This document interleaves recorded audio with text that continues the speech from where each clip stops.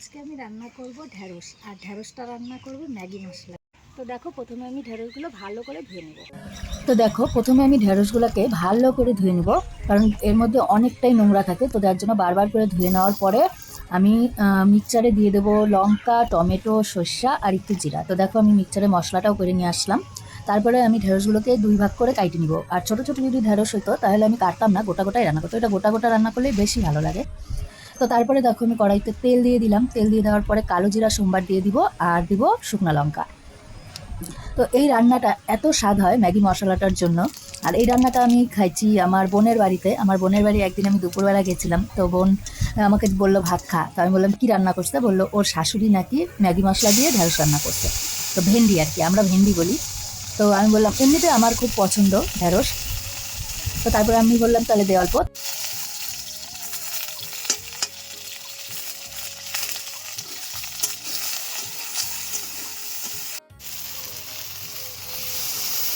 তারপরে আমি যখন ১১ ভাত খাইলাম, এত স্বাদের ঢ্যাঁড়স আমি কোনোদিনও খাই নাই।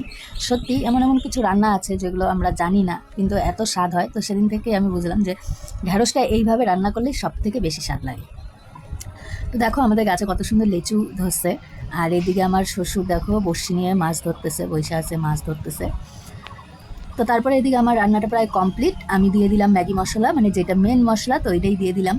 তো আগে আমরা রান্না করতাম শুধু সর্ষে যেটা মশলা দিয়ে মিক্সচারে মশলা করলাম ওইভাবেই রান্না করতাম। আমি ম্যাগি মশলাটা এখন দেই, এত স্বাদ হয় আর কি ম্যাগি মশলাটা দিলে। তারপরে দেখো আমি নামাই নিলাম আমার ঢ্যাঁড়সের ম্যাগি মশলা দিয়ে ঢ্যাঁড়স রেডি। তো এটা দিয়ে এক থালা ভাত খাওয়া কোনো ব্যাপারই না, একদম নিমেষে এক থালা ভাত শেষ হয়ে যাবে।